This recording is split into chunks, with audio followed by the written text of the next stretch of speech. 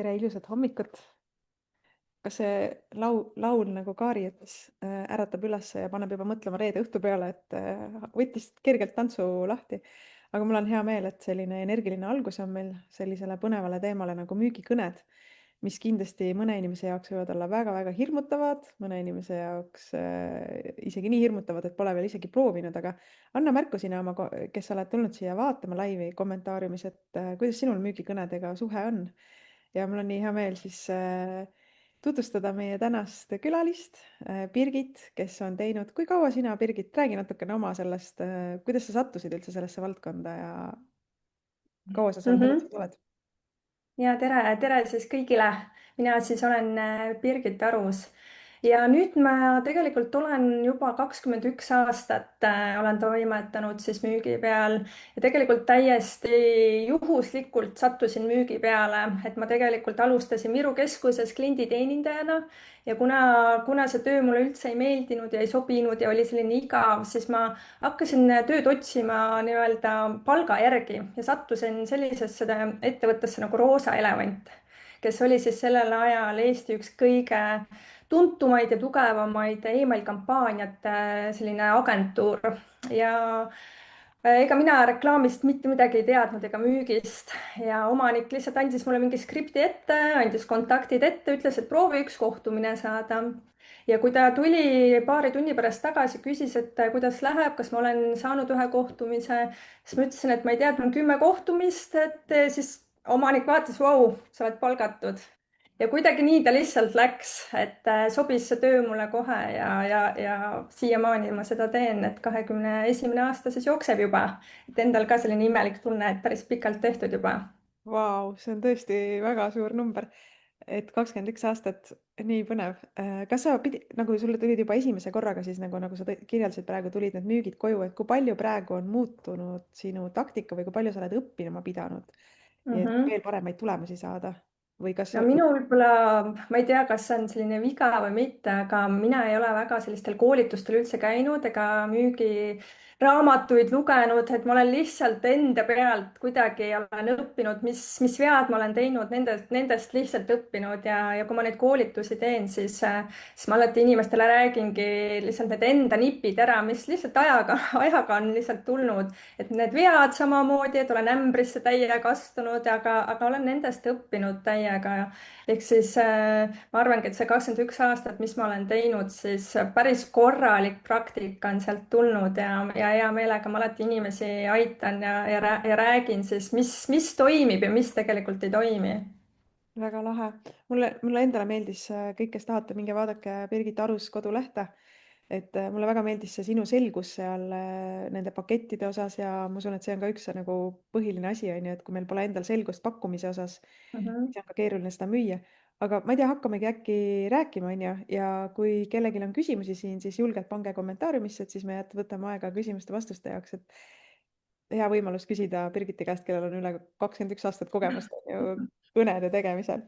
No just. Nii, ma panen kohe siis ekraani jagama Mhm. ja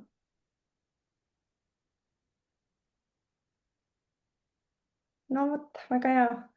Aga jah, nagu ma juba sissejuhatuseks rääkisin, siis 21 aastat tegelikult ma juba neid kõnesid teen ja olen üks nendest veidratest inimestest, kes päriselt naudib külmade kõnede tegemist ja suhtlemist võõraste inimestega ja tegelikult minu jaoks see ei, mis kliendi poolt tuleb, on lihtsalt selline eelmäng sõnale siis jah.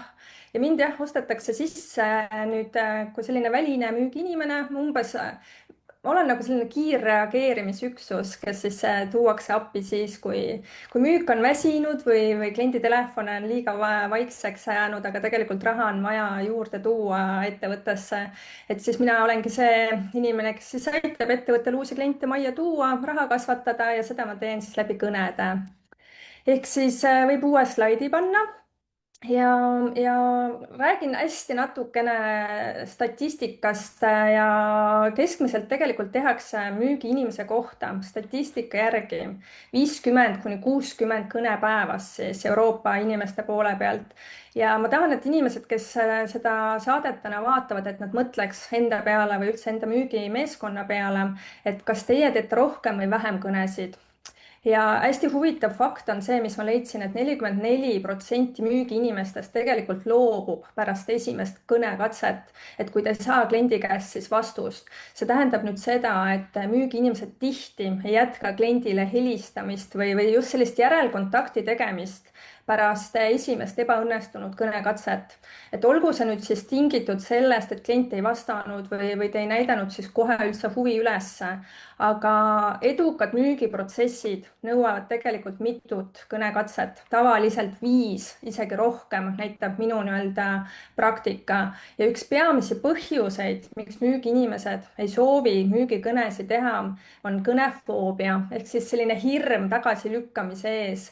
Ja uuringute kohaselt leiab 63% müügiinimestest, kelle igapäevatöö on kõnesid teha, 63% müügiinimestest leiab, et külmad kõned on nende töö kõige ebameeldivam ja raskem osa. Ehk siis, kui teie nüüd olete 63% seas, siis tegelikult tasub minuga ühendust võtta, et mina siis teen ise need kõned ära, toon teile potentsiaalsed huvilised laua taha ja teie siis saate tegeleda enda päris tähtsate tööülesannetega, kus te siis tunnete, et see on teie anne. Aga asume siis asja kallale. Et ma siis räägin natukene siin strateegiast, et üks selline tähtis strateegia edukaks müügikõneks ongi siis see, kui sa esitad kõne jooksul kusagil 11 küsimust kliendile ja siis sa saavutad edu tegelikult üle 70% kordadest. Ja mida see näitab, ongi siis see, et kliendiga on väga sügav vestluseks. Kliendi vajaduste uurimine on tegelikult võtmetähtsusega. Et sinu eesmärk ei ole lihtsalt müüa ja monoloogi pidada, vaid tegelikult 25% potentsiaalsetest klientidest on valmis ostma pärast esimest kõnet või kohtumist. Ehk siis kõne edu tegelikult ei seisne üldse sellises kiires pealesurumises, vaid just järjepidavuses ja siiras isiklikus kontakti loomes. Et kui me võtame aega, et üldse kaardistada klienti, et mis kliendile päriselt on oluline, siis tekib selline ruum, kus ta tunneb, et teda mõistetakse, eks. Ja alles siis saab hakata niimoodi pehmelt ja professionaalselt suunama seda vestlust, käsitledes ka vastuväiteid nii, et klient ise jõuab järeldusele, et see on mulle oluline ja see on vajalik siis. Ja müügikõned on tegelikult väga oluline tööriist, aga nende edu siis sõltubki järjepidevusest ja oskusest kliendiga siis luua just selline isiklik ja siiras kontakt. Ja kui võrrelda müügikõnesid tavalise turundamisega, siis tegelikult kõik email-kampaaniad, raadioreklaam, välireklaam, eks, siis tegelikult turundus on ühepoolne kommunikatsioon. Sa ei saa kliendiga suhelda seal niimoodi, et sa ei saa kliendi tagasisidet. Aga müügikõne kõige suurem eelis ongi see, et sa saad kohe tagasiside. Sa saad kohe teada, mida klient arvab asjast, mis on ta mured, mis on ta kitsaskohad. Sa saad kohe reageerida vastuargumentidele, suunata seda vestlust nüüd just selles suunas, kuidas tegelikult lõpuks teil kasulik on. Ja järgmise slaidi peal tegelikult põhiteema, mis on minu jaoks väga oluline, on, et kuidas valmistuda vastuväideteks. Ehk siis alati, kui sa kõnesid hakkad tegema, siis sa pead eeldama, et need vastuväited tulevad. Et mitte iial ära looda, et klient ei hakka nii-öelda vastu, eks. Et kui sa eeldad et vastuväited tulevad, sa oled rahulik, kui sa kardad, siis tegelikult sa oled sellisel kaitsval positsioonil.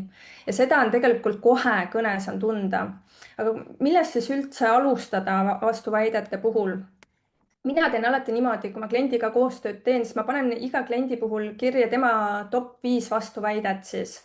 Ja sina samamoodi paned kirja vastuväited, mis sinu valdkonnas siis alati öeldakse ja kirjutad sinna taha kohe ka siis need lahendused. Et kuna sina enda toodet või teenust kõige paremini tead, siis sa võidki kasutada nii-öelda enda kogemust, aga mina alati soovitan võib-olla ka ChatGPT abi kasutada, sest sealt tulevad neid päris häid mõtteid ja lahendusi, mida kliendile öelda niimoodi, et ei tunneks, et teda surutakse. Ja kui need on siis ette mõeldud ja kirja pandud, siis tegelikult sa oled juba võitnud ja kliendi vastulaused ei tule sulle enam kuidagi ootamatult, et sa oled ette valmistanud ja tegelikult oskad juba vastata. Ja peamine asi, mida võiks mõelda, on see, et kliendi vastuväide ei ole tegelikult isiklik rünnak kuidagi sulle. See on hästi vajalik info sulle. Sinu roll on siis uurida, et mis on selle vastuväite taga, mitte siis tõestada, et sinu toode või teenus on siis parim, eks. Ja kuidas neid vastuväiteid üldse käsitleda kõnes, pärast räägin natukene lähemalt, aga põhimõtteliselt, kui klient midagi ütleb, siis kuula alati rahulikult lõpuni, et ära hakka jumala eest vahele segama. Peegelda rahulikult tagasi, et kas sa said siis õieti aru ja uuri seda alust, mida klient siis väidab. Ehk siis suunake peale seda vestlust tagasi sellele enda väärtuse pakkumisele läbi küsimuse, et ära too hinda või tehnilist detaili sisse, vaid just selle toote või teenuse väärtus, mida klient saab. Ja 3+1 reegel, mida mina olen nagu enda kogemusega, mida ma teile seda nipina jagan, see tähendab seda, et iga 3 lause tagant, mida sa kliendile välja ütled, peaks olema vähemalt üks küsimus kliendile. Just seetõttu, et ei tekiks sellist monoloogi, vaid tekiks kahepoolne vestlus. Et mina näen enda praktikas seda, et nii jääb klient hulga rohkem kuulama, ta süveneb sinu juttu, mitte ei tegele siis samal ajal näiteks e-kirja koostamisega. Ja järgmisel slaidil siis veel vastuväidetest natukene, et vastuväide tegelikult ei ole ei. Vastuväide on tegelikult, ma ütleks, et see on nagu selline täpsustav palve. Ehk siis, kui klient ütleb, et tal ei ole aega, tal ei ole eelarvet või saatke info emailile, siis ta tegelikult ei ütle ei sulle. Ta ütleb, et aita mul aru saada, kas see on mulle päriselt ka oluline. Et tegelikult sa võid mõelda vastuväidetest niimoodi, et see on akent, ütleme, kliendi mõttemaailma ja annab sulle võimaluse tegelikult sügavamat dialoogi alustada. Ehk siis ära püüa teda kuidagi veenda. Juhi vestlust alati küsimustega. Vaat see on nagu parim nipp, mida mina olen nende aastatega selgeks saanud.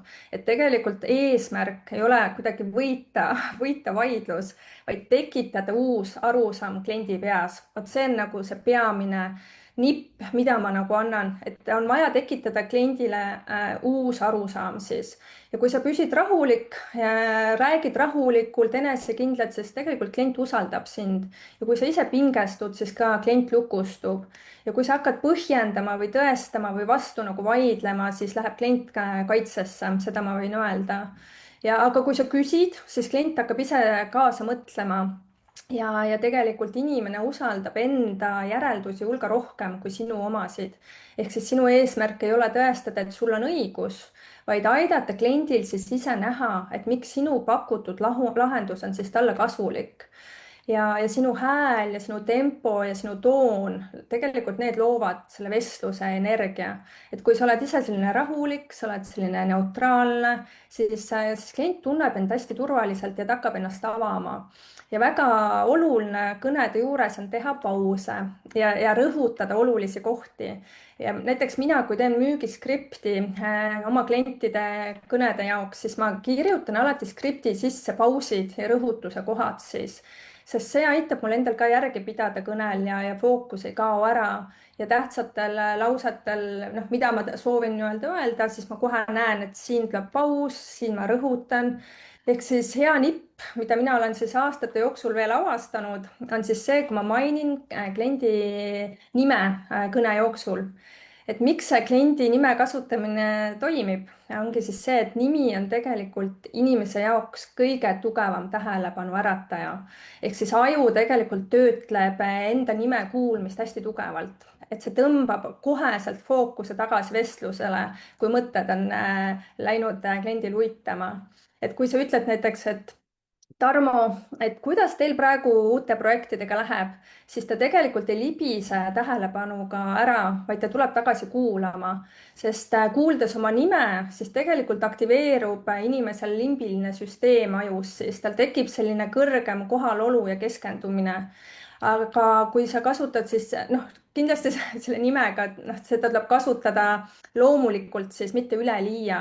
Ehk siis kliendi aju tõlgendab seda, et kui ma nime ütlen, eks, siis et see inimene nüüd räägib isiklikult minuga, et ta lihtsalt ei müü mulle midagi, vaid ta personaalselt siis suhtleb minuga, et ma olen talle oluline ja ta kuulab mind. ja tegelikult ma olen tähele pannud, et kui ma inimese nime kasutan, siis see vähendab kuidagi nagu sellist kaitsemehhanismi ehk siis neid vastuväitlust või kaitsepositsiooni ja ta kindlasti loob siis selliseid avatumaid vastuseid ja meeldejäävamaid vestluseid ja see nimi peegeldab kindlasti sellist austust ja kindlasti eristab teid massist, sest enamus müüjaid räägivad sellises noh, üldises vormis, et mida teie arvate minu pakkumisest, aga kui sa ütled, Tarmo, mida teie arvate minu pakkumisest ja kasutad sõna Tarmo, eks, ja rõhutad seda nime, teed väikese pausi, siis alateadlik sõnum on, et te olete inimene nimega Tarmo, mitte lihtsalt järjekordne kõne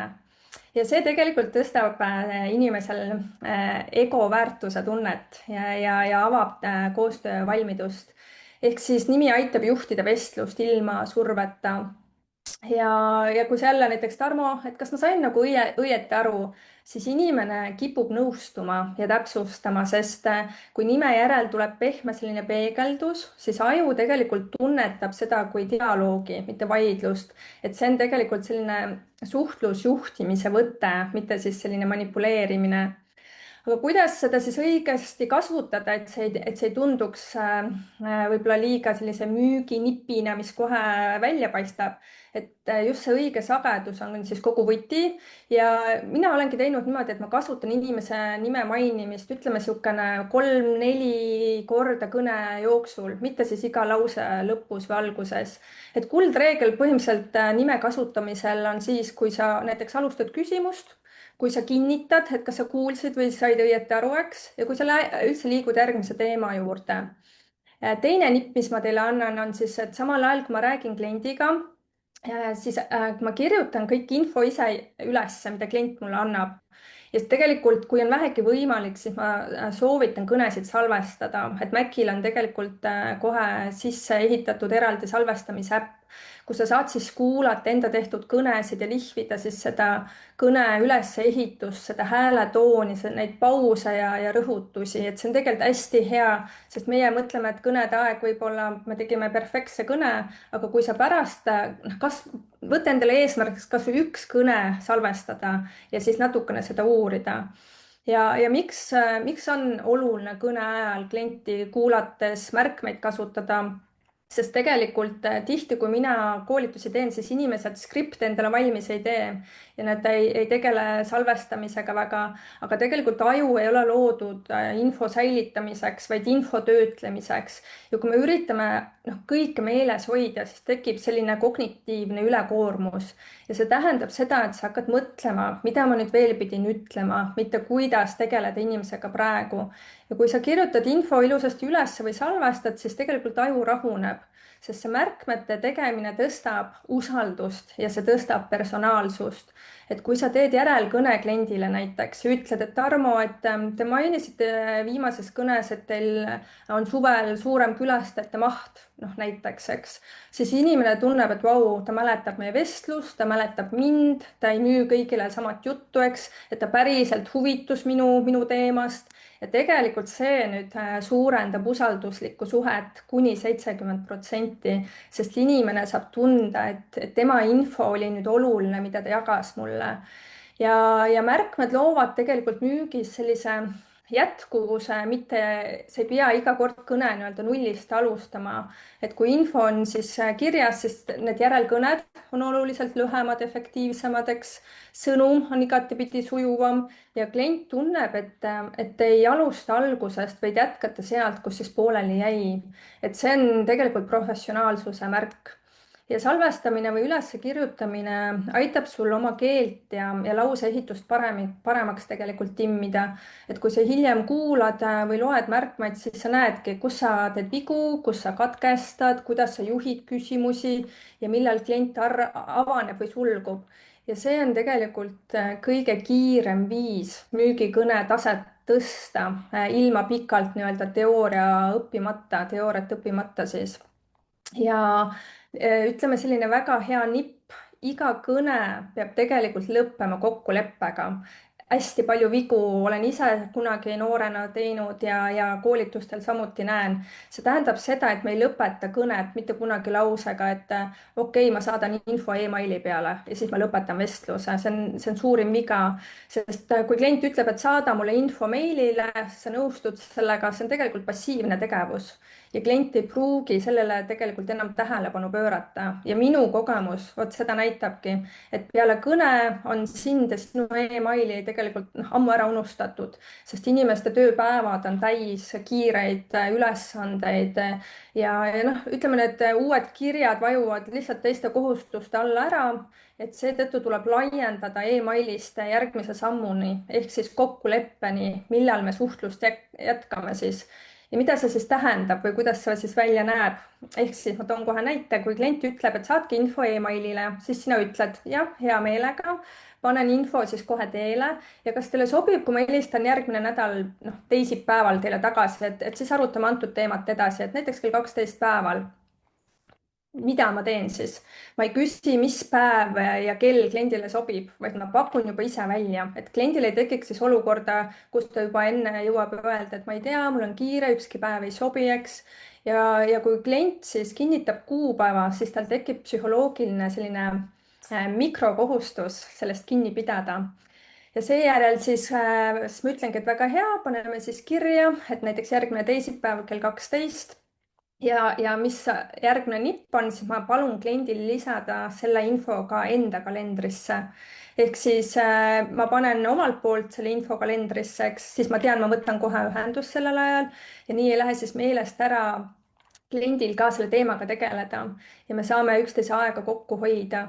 nii et mõlemal pool kalendris on kindel selline kontaktpunkt ja teema tegelikult ei kao unustuste hõlma, kui sa järgmine kord helistad, sest minu viga oligi alguses see, et ma tegin kliendiga kokkuleppe, et helistan a la järgmine teisipäev kell 12 ja kui ma helistasin, siis kliendil oli ikkagi meelest ära läinud ja ta vabandas, et oih, et noh, helista nüüd veel nädala pärast, eks ja siis võis jälle tekkida olukord, tal oli jälle meelest ära läinud, aga kui ma ütlengi kliendile, et kas te oleksite nii kena, et pange järgmine teisipäev kell 12 väikene märke kalendrisse, et ma helistan, et siis me saame kohe sellel teemal arutada ja ma ütlen alati, et ma võtan teie ajast paar minutit, sellepärast see tõmbab nendel ka kohe pinge maha et ma liiga pikalt ei jää nendega vestlema ja kui ma kõnesid teen, siis vahest, kui klient ka ütleb, et tal on praegu kiire ja siis ma ütlengi, et ma hoian teid 1 minut kinni, siis see võtab pinge maha kohe ja nad tegelikult annavad mulle selle aja isegi siis, kui nad ütlevad, et neil on kiire. et miks see nipp siis töötab? ongi just seetõttu, et inimesel tekib selline mikrokohustus, et kui klient kinnitab kuupäeva ja paneb selle kalendrisse, siis ta tõesti tunneb, et see on tema enda kohustus, mida ta on välja lubanud ja nad peavad sellest päris ilusasti kinni. ja on selline asi nagu seigarniku efekt ehk siis pooleliolevad tegevused jäävad alateadvusesse tiksuma. seega see teema ei unune, kui sa kokku lepitud oled, kliendiga oled kokku leppinud ja tegelikult helistad ilusasti sellel kuupäeval, mis kliendil kalendris siis on. ja saadadki info meili peale, kalendris ilusasti kirjas ja see ongi tegelikult hästi hea aja juhtimine, hoiab mõlema aega kokku siis ja siis meie viimane slaid, kui ma ei eksi. minu kogemuse põhjal tegelikult ma saan väita, et külmkõned ei ole selline vana kooli müük, et need on tegelikult kõige kiirem viis kontakti luua ja klienti siis liikumisse saada. ja uuringud näitavad, et müügiinimesed, kes teevad igakuiselt 100 külmkõnet, nemad saavutavad keskmiselt 90% rohkem müügitehinguid kui need, kes tuginevad nüüd ainult e-kirjadele ehk siis 90% rohkem müügitehinguid. ja lisaks õnnestub 56% kõnedest viia esimese kohtumiseni, eriti siis, kui kõne tehakse hommikupoole, välja arvatud esmaspäev. esmaspäeval üldjuhul on inimestel koosolekud ehk siis mina helistan esmaspäeval peale lõunat alates või siis teisipäeva hommikul ja juba kell 9 hommikul näiteks. inimesed on tööl, nad on värsked, tujud on head, et see hommikupool on alati, mis toimib hästi. ja ma ei tea, palju meil veel aega on, et kas ma räägin veel mõnest uuringust pigem või võtame mingid küsimused ette, kuidas parem oleks? Nüüd ongi siis üleskutse, et kui sul on küsimusi, kirjuta siia kommentaariumisse, ma annan Birgitile need edasi. Hetkel on siin pigem lihtsalt tekkinud üks põnev arutelu, nii et sa võid rääkida nii ka uuringustki. Ja, et Harvardi ärikooli uuringud tegelikult näitavad seda, et kui müügiinimene seob vestluse koheselt konkreetse kliendi probleemiga, siis tegelikult suureneb valmisolek kohtumiseks 30%. Et mida see siis tähendab? Et kui sa tead, mis klienti päriselt takistab ja sõnastad selle tema enda keeles, tekib usaldus palju kiiremini kui läbi selline tooteomaduste jutu. Ehk siis müügiinimesed, kes kasutavad peegeldamist, ümbersõnastamist ja kliendi vajaduste keelt, sest nemad jõuavad tehinguni hulga kiiremini ja nad saavad rohkem jätkukõnesid. Ehk siis usaldus pluss personaalsus, see võrdubki tegelikult müük.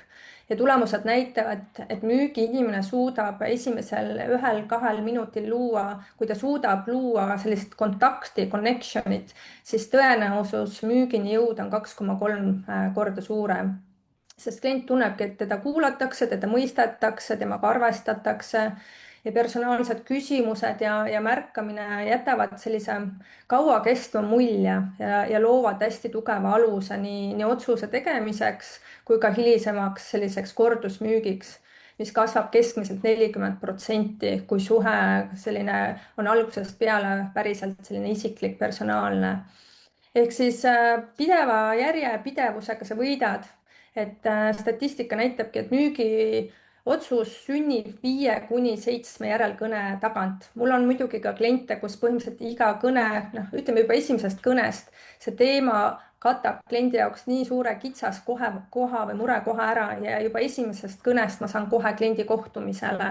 Neid pigem on vähem, aga üldjuhul on niimoodi, et ühele samale inimesele ma helistan ikkagi mingi aja tagant 5 korda, et ma ei tee seda nädala jooksul kindlasti, vaid kuude jooksul.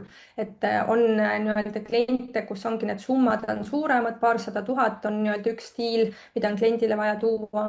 Et siis seal on see kontakt, järelkontaktide tegemine võtmetähtsusega. Ehk siis enamus müügiinimesi tegelikult loobub pärast esimest või teist müügikõne, aga edukad müüjad jätkavad ja hoiavad vestluse liikumises ja loovad tegelikult iga kõnega väikese järgmise kokkuleppe. Ja see ei ole tegelikult selline agressiivsus või pealesurumine, see on tegelikult professionaalne vestluse juhtimine. Ehk siis jah, minu poolt on täna sellised mõtted, sellised teemad, kui kellelgi on kindlasti veel mingeid küsimusi või mingeid arutelusid või tahaks mingi tipp veel teada, et on mingi mure, siis alati võib mulle kas Facebooki kirjutada, LinkedIni kirjutada Birgit Arus ja meelega jagan enda kogemusi, mis mul siis 21 aastaga on siin tekkinud nii-öelda.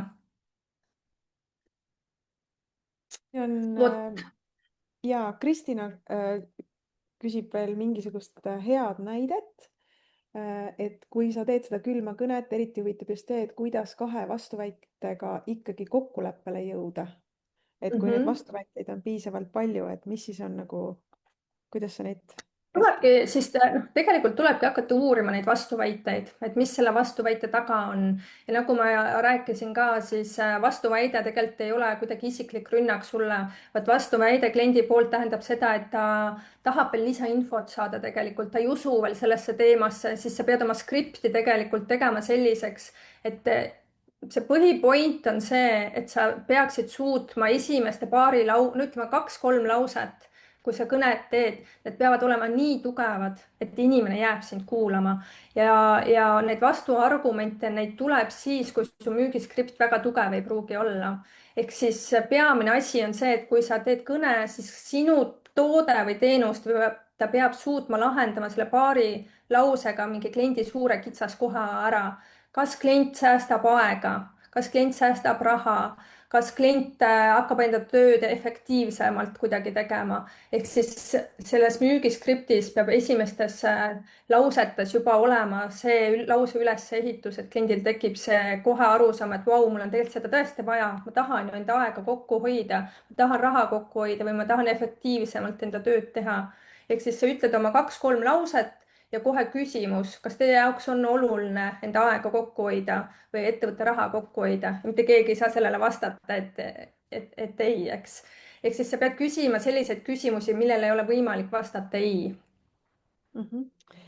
Triinu huvitab see, et kuidas sa viid kurssi ennast, et kui sa pakud nagu seda külmade kõnede tegemise teenust, et kuidas sina viid ennast kurssi nende ettevõtte toodete, teenustega ja kas, võib-olla mina täiendaks siia sellise küsimuse juurde, et kas ettevõtte juhid üldiselt annavad sulle hea materjali kätte või pigem, et sa pead hästi palju ise ka uuringuid tegema ja uurima ja taustaasja uurima? seda hästi tihti küsitakse, kui ma uue kliendiga hakkan koostööd tegema, siis mina kusagil paar tundi või pool päeva viin ennast kurssi, siis ma hakkangi järgmine päev kõnesid tegema ja alati küsitakse, et aga kuidas see võimalik on, me võtame müügiinimese tööle ja ta tegelikult pool aastat võtab siin aega, et hakata kõnesid tegema.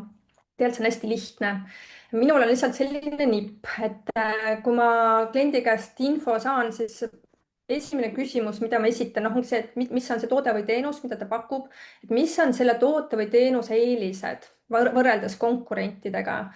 Ja siis, mis on need key point'id, mis aitab kliendil mingit kitsaskohta siis ära lahendada. Ja kui ma saan selle info kätte, siis tegelikult mina teen enda skripti valmis ja ma hakkangi helistama ja kui kliendil tuleb mingeid küsimusi, millele ma vastata ei oska, siis kui klient juba hakkab küsima, siis tegelikult kliendil hakkab huvi tekkima. Ja see ongi see koht, kus mina alati siis ütlengi, et väga hea, et teil küsimused on tekkinud. Ma arvangi, et kõige mõistlikum on kokku leppida meil videokohtumise aeg, et meil tuleb spetsialist ka kohale, et meil on juba mõned mõtted teiega, mis me teeme, et üksteise aega säästa, et ma ei hakka mingit meili teile praegu saatma, et teeme pisikese videokõne, et me kohe räägime, kuidas te saate kas enda aega säästa, raha säästa, efektiivsemalt asju ajada ja proovin kohe selle videokõne saada, kus ma ütlengi, et spetsialist juba vastab nendele küsimustele, sest tihti ongi see, et ega mina ei tea, ma ei õpi kunagi kliendi toodet või teenust nii selgeks nagu müügiinimene, kes pool aastat seal on. aga kes hakkab küsimusi küsima, siis mina kohe suunan ta kohtumisele enda kliendiga, kes on enda toote või teenuse proff, kes siis hakkab rääkima talle seda asja. aga mina kaardistan seal kõnes, siis ma annan selle esmase toote või teenuse info, kaardistan, kas see inimene on huvitatud üldse minu kliendi tootest või teenusest ja siis viin kaks osapoolt juba siis kokku.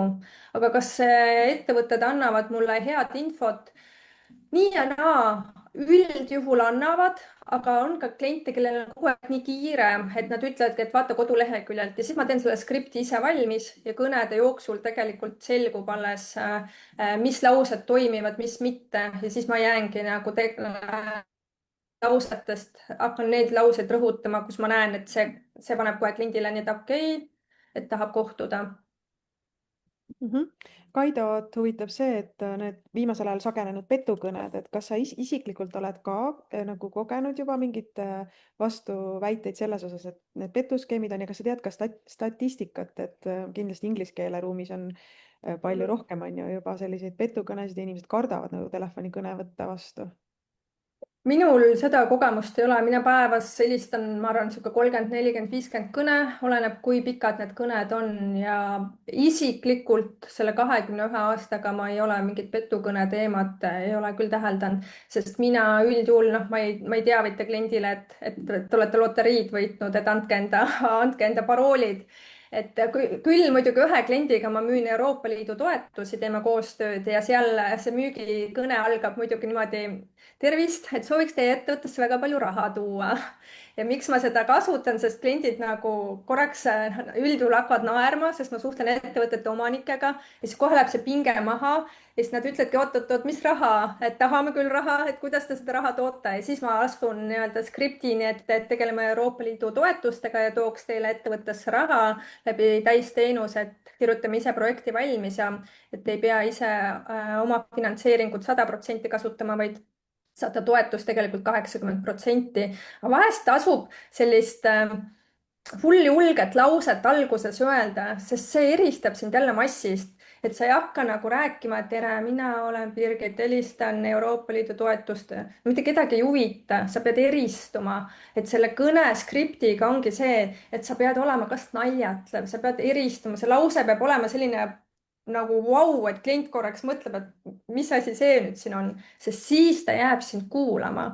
sest mina, noh, kui ma klientidega teen koostööd, siis nad annavad mulle selliseid kliente, keda nad on üritanud 3, 4, 5 aastat kohtumisele saada.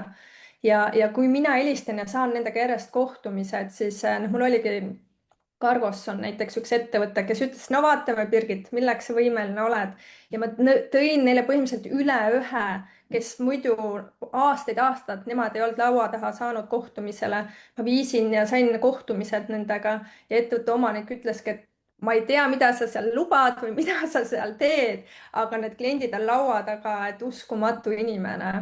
Et ma tõesti nagu hästi kuidagi naudin seda challenge'it, et klient ütleb, et seda need on rasked kliendid ja siis ma viin neile need kohtumised. siis ma ise ka tunnen, et vist ikkagi oskan seda asja ajada, et hästi hea tunne on mul kliente aidata. väga lahe.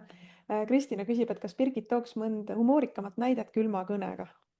No ma ütlengi, et võib-olla see Euroopa Liidu toetuse teema on alati see, kus ma naeran ise ja klient naerab ja kui ma helistangi, et tervist, et sooviks teile ettevõttesse väga palju raha tuua ja noh, vot need kõned ma alati naudin nagu 100%, sest omanikud, kes on üldjuhul meesterahvad ja mina naisterahvana, see on hästi hea nipp, et kui on vaja helistada, kus on pigem mehed, siis kui naine helistab, nad kuulavad ja kui on teisel pool pigem naised, siis kui vähegi võimalik, siis mehed helistage. see on psühholoogiliselt toimib mega hästi, sest ja alati kasutadki siis nime, et tervist, et kas ma räägin Tarmoga?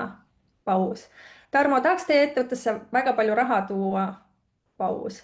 ja vahepeal need pausid ongi just need kohad, kus inimene siis mõtleb, oot, mis raha ja siis me mõlemad seal naerame ja see connection tegelikult on loodud, inimene kuulab mind, eks, ehk siis seda nalja tasub visata, aga see peab olema selline, et see ei oleks kuidagi tobe pärast, eks. ehk siis mina viskan alguses selle nalja sinna ära mõne kliendi puhul ja siis ma hakkan asjast rääkima ja kui veel teisel pool toru on meesterahvas, siis on hästi mõnus müüki teha tegelikult. väga tore. Okei, no küsimusi tuleb veel, on sul aega? ja minul on aega. Kaido küsib, et kas sa helistad alati ühe numbriga välja või on iga kliendi jaoks eraldi mobiilinumber? ja see on ka üks selline.